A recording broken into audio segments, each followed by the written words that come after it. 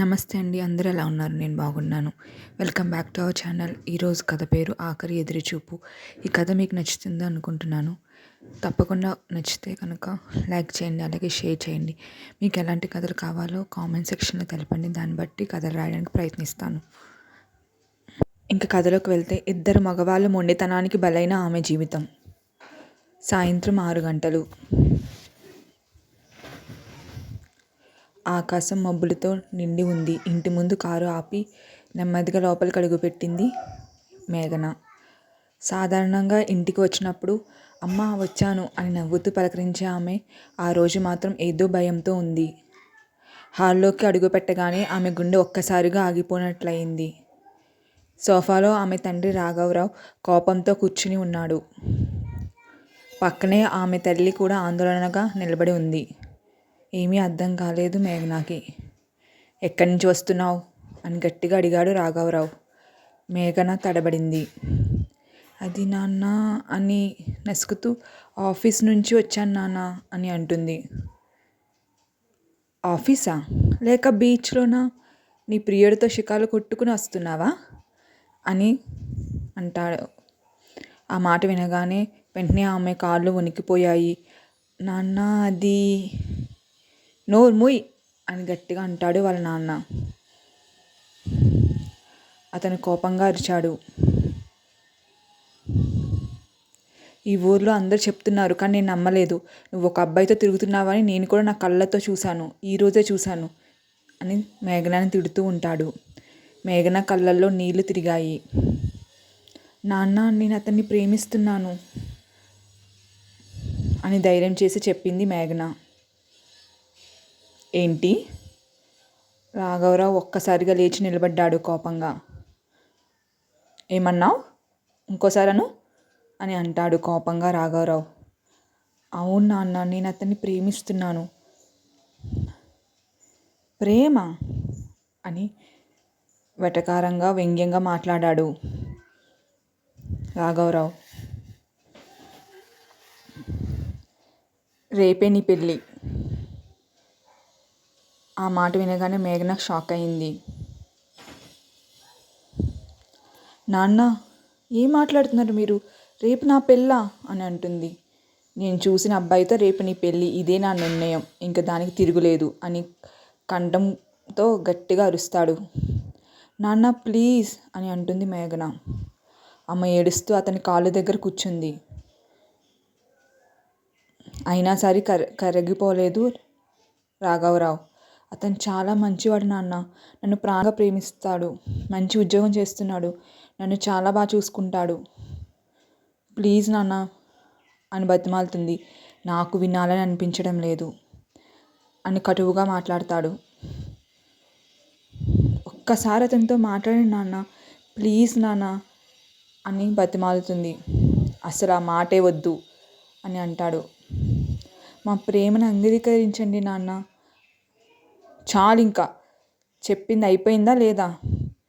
ఇంక నేను వెళ్తాను అని అతను కోపంగా లోపలికి వెళ్ళిపోయాడు. మేఘన అక్కడే కూర్చుని ఏడుస్తూ ఉండిపోయింది. కొంతసేపటి తర్వాత తన గదిలోకి వెళ్ళి తలుపు వేసుకుంది. వెంటనే ఫోన్ తీసి తను ప్రేమించిన అర్జున్కి కాల్ చేసింది. హలో మేఘన అనే ఆనందం నిండిన గొంతుతో ఫోన్ ఎత్తాడు అర్జున్. కానీ ఆమె ఏడుపు విని కంగారు పడ్డాడు. ఎందుకు ఏడుస్తున్నావు? ఏమైంది అని కంగారుగా అడిగాడు అర్జున్. నాన్నకి మన విషయం తెలిసిపోయింది అర్జున్. నా మీద చాలా కోపడ్డారు, నన్ను తిట్టారు అని ఏడుస్తూ చెప్తుంది. అర్జున్ గుండె ఒక్కసారిగా ఆగినట్లయింది. ఏం చెప్పారు? ఏమంటున్నారు అని అడిగాడు. రేపే నా పెళ్ళి అంటున్నారు అర్జున్. నాకేమీ అర్థం కావడం లేదు, ఏం చేయాలో తోచడం లేదు. కొన్ని క్షణాలు నిశ్శబ్దం. తర్వాత అర్జున్కి కోపం వచ్చింది. స్వరం మారింది. అంటే నువ్వు వాళ్ళు చెప్పిన పెళ్లి చేసుకుంటావా?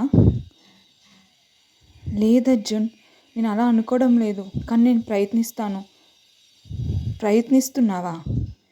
మీ నాన్న చాలా మూర్ఖుడు, నాకు తెలుసు కదా, నిన్ను ఎలా పెంచారో. ఇంకా ఆలోచించడానికి ఏమీ లేదు అతను కోపంగా అన్నాడు. ముందు ఒక విషయం చెప్పు, నువ్వు నన్ను ప్రేమిస్తున్నావా లేదా అని అడిగాడు అర్జున్. అవును అర్జున్, నువ్వంటే నాకు చాలా ఇష్టం, నీకు తెలుసు కదా, ఎందుకు అలా అడుగుతున్నావు? జవాబు చెప్పు, ప్రేమిస్తున్నావా లేదా? అవును ప్రేమిస్తున్నాను, చాలా ప్రేమిస్తున్నాను, నిన్నే పెళ్లి చేసుకుంటాను. అయితే రేపు ఉదయం బీచ్కి రా, మన ఇద్దరం ఇక్కడ నుండి వెళ్ళిపోయి పెళ్లి చేసుకుందాం. మేఘన ఆశ్చర్యపోయింది. ఎందుకు? నువ్వు రాకపోతే ఏమవుతుందో తెలుసా? అతని గొంతు వణికింది ఆ మాట చెప్పడానికి. నా శవం మాత్రమే చూస్తావు అని అంటాడు. అర్జున్, నీకేమైనా పిచ్చి పట్టిందా? ఏం మాట్లాడుతున్నావు నువ్వు? చనిపోవాలనుకోవడం ఏంటి? నాన్నగారితో ఒక్కసారి మాట్లాడొచ్చు కదా, రా ఇంటికి ఒక్కసారి అడుగు. లేదు, నేను ఆయనతో మాట్లాడను, నువ్వు రా, నాకు నువ్వు కావాలి, మీ నాన్న కాదు. ఆమె భయంతో అరిచింది. ప్లీజ్ అర్జున్, పిచ్చి పిచ్చి నిర్ణయాలు తీసుకోకు. నువ్వు లేకపోతే నేను బతకలేను, అర్థమవుతుందా అని అంటాడు అర్జున్. అలా మాట్లాడకు అర్జున్, నువ్వు ఇంకొకరిని పెళ్లి చేసుకుంటే నా గుండె ఆగిపోతుంది. నేను చేసుకోను అర్జున్, ప్లీజ్ అర్జున్, అర్థం చేసుకో, రేపు రావడానికి అవ్వదు, నేను నాన్నతో మాట్లాడతాను రేపు, సరేనా అని అంటాడు. నువ్వు బీచ్కి రావాలి అని చెప్పి ఫోన్ కట్ చేశాడు. ఆ రాత్రంతా మేఘనాకి నిద్ర పట్టలేదు. ఒకవైపు తన తండ్రి, మరోవైపు తన ప్రేమ. ఇద్దరిలో ఎవరిని బాధ పెట్టాలని లేదు, కానీ ఇద్దరు తమ మాట నెగ్గాలని చూస్తున్నారు తప్ప మేఘన బాధను ఎవ్వరు అర్థం చేసుకోవడం లేదు. ఆమె మనసు ముక్కలైపోయింది. ఏం చేయాలో అర్థం కాలేని పరిస్థితిలో ఉంది మేఘన. రాత్రంతా ఏడుస్తూనే గడిచిపోయింది మేఘనాకి. ఏం చేయాలో అర్థం కావడం లేదు. మరుసటి రోజు రానే వచ్చింది. ఇప్పుడు మేఘన పెళ్ళి. ఇంట్లో పెళ్ళి హడావిడి మొదలైంది. బంధువులు వస్తున్నారు. మంగళ వాయిద్యాలు వినిపిస్తున్నాయి. కానీ మేఘన మొహంలో మాత్రం చిరునవ్వు లేదు. ఒక పక్క టెన్షన్తో గుండెల్లో ఒకటే ఆలోచన. అర్జున్ ఇప్పుడు బీచ్లో ఎదురు చూస్తూ ఉంటాడు. తెలుసు అర్జున్ చాలా మొండివాడని, ఎంత చెప్పినా వినడని. అదే సమయంలో బీచ్లో అర్జున్ ఒంటరిగా కూర్చున్నాడు. ఒకటే ఆలోచన అర్జున్కి వస్తుంది, తను తప్పకుండా వస్తుంది నా కోసం అని అనుకుంటూ ఉంటాడు. అలా అలలు అతని కాళ్ళను తాకుతున్నాయి, కానీ అతని చూపు మాత్రం రోడ్డు వైపే ఉంది. మేఘన వస్తుంది అని అనుకుంటూనే ఉన్నాడు. అలా తనని తాను నమ్మించుకుంటున్నాడు. గంట గడిచింది, మరో గంట గడిచింది, కానీ మేఘన రాలేదు. మనసులో ఏదో దిగులు మొదలైంది. అయినా ఆమె రాలేదు అని అతని కళ్ళల్లో కన్నీళ్లు నిండాయి. ఎదురు చూస్తూనే ఉన్నాడు మేఘన కోసం. చాలాసేపటి నుండి అలానే తన కోసం అని చెప్పి బీచ్ నుండి బయటికి చూస్తూనే ఉన్నాడు. మేఘన పెళ్లి మండపానికి తీసుకెళ్తున్నారు. కారులో కూర్చుని ఉంది, కానీ మనసంతా అర్జున్ కోసమే ఆలోచిస్తుంది. ఆమె మనసు మాత్రం అక్కడ లేదు. అర్జున్ మాటలు గుర్తొస్తున్నాయి. పదే పదే అర్జున్ మాట్లాడిన మాటలు మాత్రమే గుర్తొచ్చి వణికిపోతుంది. మేఘన రాకపోతే నా శవం మాత్రమే చూస్తావు, అంతే అన్న ఆ మాటలు తన చెవిలో మారుమ్రోగుతుంది. ఒక్కసారిగా ఆమె నిర్ణయం తీసుకుంది, ఎలా అయినా సరే అర్జున్ దగ్గరికి వెళ్ళాలని. కారు నెమ్మదిగా వెళ్తుండగా తలుపు తెరిచి బయటికి దిగిపోయింది మేఘన. అప్పుడే అక్కడ ఉన్న వాళ్ళందరూ మేఘన అని గట్టిగా అరిచారు. వాళ్ళ మాటలు ఏమీ పట్టించుకోలేదు మేఘన. కానీ ఆమె ఎవరి మాట వినడం లేదు. ప్రాణం పెట్టి బీచ్ వైపు పరిగెత్తుతుంది మేఘన. బీచ్ దగ్గరకు చేరుకుంది. చాలా ఆయాసపడుతూ పరిగెత్తుకుంటూ వస్తుంది. దూరంలో అర్జున్ కనిపించాడు. అప్పుడు తన ప్రాణం లేచి వచ్చినట్టు హాయిగా అనిపించింది. అతని ముఖంలో కూడా చిన్న ఆశ మెరిసింది. మేఘన అంటూ అర్జున్ గట్టిగా అరిచాడు. నాకు తెలుసు మేఘన నువ్వు వస్తావని అని ఆనందంగా అరిచాడు. మేఘన కళ్ళల్లో కూడా సంతోషం, అర్జున్ చూసిందని. ఆమె కూడా ఏడుస్తూ అతని వైపే పరిగెత్తింది. అప్పుడే ఊహించిన ఒక సంఘటన జరిగింది.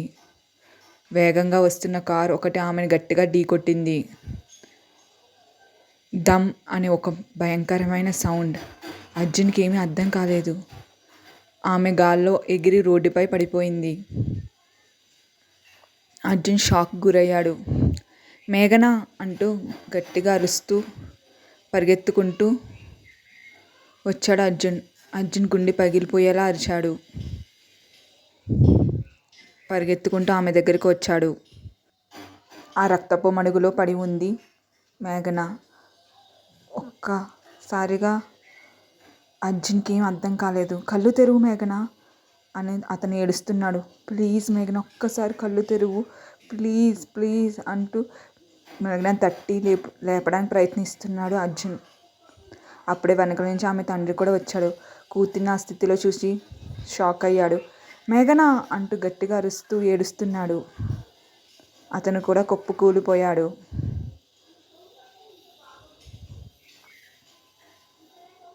ఇద్దరు కలిసి ఆమెను హాస్పిటల్కి తీసుకెళ్లారు. డాక్టర్ వెంటనే చికిత్స ప్రారంభించారు. బయట ఒకవైపు అర్జున్, మరోవైపు రాఘవరావు. ఇద్దరు చాలా టెన్షన్ పడుతున్నారు. మేఘనకి ఏం జరుగుతుందా అని ఇద్దరు ఏడుస్తున్నారు. ఒకరి ముఖాలు ఒకరు చూసుకునే పరిస్థితిలో లేరు. ఇద్దరు ఆమె కోసం ప్రార్థిస్తున్నారు. ఇప్పుడు ఒకరి మీద ఒకరికి ఎలాంటి కోపం లేదు. మేఘన బతుకుంటే చాలు అన్న భావన తప్ప. కొన్ని గంటల తర్వాత డాక్టర్ బయటకు వచ్చారు. వారి కళ్ళల్లో ఏదో చిన్న ఆశ. మేఘనకి ఏమి అయి ఉండదని. డాక్టర్, నా కూతురికి ఎలా ఉంది చెప్పండి అని కంగారుగా అడిగాడు రాఘవరావు. డాక్టర్, మేఘన బాగానే ఉంది కదా, బాగుంది కదా, చెప్పండి డాక్టర్ అని అడిగారు అర్జున్. అలా ఇద్దరు ఒకేసారి అడిగారు. వాళ్ళిద్దరి బాధ చూసి డాక్టర్కి చాలా బాధ అనిపించింది. డాక్టర్ తలదించుకున్నాడు. సారీ అని అన్నాడు. ఆ మాట వినగానే ఒక్కసారిగా ప్రపంచమంతా చీకటి అయిపోయింది ఇద్దరికి. మేము చాలా ప్రయత్నించాం, కానీ తనని మాత్రం బతికించలేకపోయాం, కాపాడలేకపోయాం. అర్జున్ అక్కడే కుప్పకూలిపోయాడు. లేదు, మేఘనకి ఏం కాలేదు, మీరు అబద్ధం చెప్తున్నారు కదా డాక్టర్, నిజం చెప్పండి అని గట్టిగా అరిచాడు అర్జున్. మేఘన నన్ను వదిలి వెళ్ళదు, ఎప్పటికీ వెళ్ళదు అని ఏడుస్తున్నాడు. పిచ్చివాడేలా నవ్వుతున్నాడు అర్జున్. అక్కడ ఉన్న ప్రతి పేషెంట్ కూడా వాళ్ళ మాటలు విని ఏడుస్తున్నారు. చాలా ఏడుస్తున్నాడు అర్జున్. అరుస్తున్నాడు. పిచ్చివాడిలాగా ఏం చేస్తున్నాడో కూడా అర్థం కావడం లేదు. ఇంకా రాఘవరావు పరిస్థితి అయితే, రాఘవరావు మాత్రం గోడకు ఆనుకుని నిలబడ్డాడు. కూతురి చిన్నప్పటి జ్ఞాపకాలు కళ్ళ ముందు తిరిగాయి. మొదటిసారి నాన్న అని పిలిచిన రోజు, స్కూల్కి వెళ్ళిన రోజు, తన భుజాలపై కూర్చున్న రోజు, ప్రతిదీ గుర్తు చేసుకుని బాధపడిపోతున్నాడు. అసలు ఏమైందో కూడా అర్థం కావడం లేదు రాఘవరావుకి. నన్ను క్షమించమ్మా అంటూ కళ్ళల్లో కన్నీళ్ళు ఎలా ఏడుస్తున్నాడంటే, అక్కడ ఉన్న వాళ్ళందరూ కూడా వాళ్ళ బాధను చూసి వాళ్ళే తట్టుకోలేకపోతున్నారు. రోజులు గడిచిపోయాయి, కానీ మేఘన జ్ఞాపకాలు మాత్రం అర్జున్ విడిచి వెళ్ళలేదు. అర్జున్ మానసికంగా కృంగిపోయాడు, విరిగిపోయాడు. ప్రతిరోజు అదే బీచ్కి వెళ్తున్నాడు, ఆ అలలతో మాట్లాడుతున్నాడు. మేఘన వస్తుంది, తప్పకుండా వస్తుంది అని పిచ్చి కోరిక ఎదురు చూస్తూ ప్రతిరోజు అలానే కూర్చుని బాధపడుతున్నాడు. అందరూ అతన్ని పిచ్చివాడు అనుకున్నారు, కానీ అతను మాత్రం ప్రేమికుడిగానే మిగిలిపోయాడు. రాఘవరావు జీవచ్ఛవంలా మారిపోయాడు. కూతురి ఫోటో ముందు కూర్చుని రోజు ఏడుస్తూ ఉండేవాడు. ఒకరోజు ఆమె ఫోటోని చూస్తూ, నా మొండితనం వల్లే నిన్ను చంపింది, నా మొండితనమే నిన్ను చంపింది అని ఏడుస్తూ ఉండగా, గుండెలో నొప్పి వచ్చింది రాఘవరావుకి. అక్కడే కింద పడిపోయాడు రాఘవరావు. ఒక అమ్మాయి, ఇద్దరు మగవాళ్ళ ప్రేమ మధ్య చిక్కుకుంది. ఒకడు తండ్రి, మరొకడు ప్రేమికుడు. ఇద్దరి మధ్య నలిగిపోయింది మేఘన.